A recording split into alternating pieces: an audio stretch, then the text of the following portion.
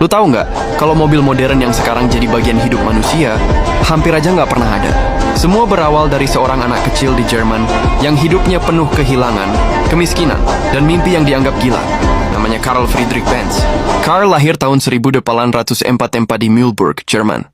Ayahnya, seorang masinis kereta, meninggal karena penyakit paru-paru saat Karl baru berumur 2 tahun. Ibunya harus berjuang sendiri buat ngerawat Karl.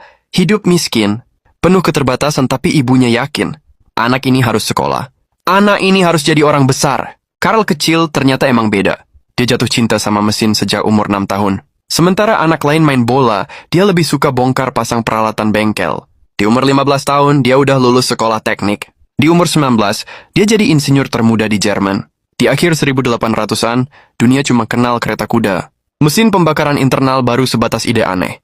Tapi Karl punya mimpi yang lebih gila. Bagaimana kalau kita bikin kereta yang jalan sendiri?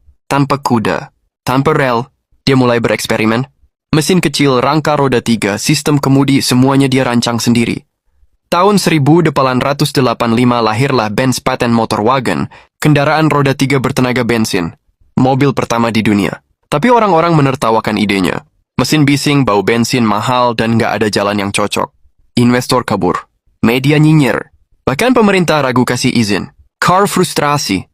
Bertahun-tahun kerja keras seperti sia-sia. Dia sempat mikir buat nyerah. Mobil itu mungkin bakal jadi proyek gagal yang nggak pernah dipakai orang. Disinilah Bertha Benz, istrinya, jadi kunci. Bertha tahu kalau mimpi suaminya terlalu besar buat mati di bengkel. Agustus 1888 tanpa bilang-bilang, dia nekat bawa motorwagen buat perjalanan jarak jauh pertama dalam sejarah. Ditemani 2 anaknya, dia menempuh 106 km dari Mannheim ke kampung halamannya di Pforzheim. Nggak ada SPBU, dia beli bensin di apotek. Rantai motor putus, dia minta tukang patri benerin. Rem aus, dia minta tukang kulit nambah lapisan.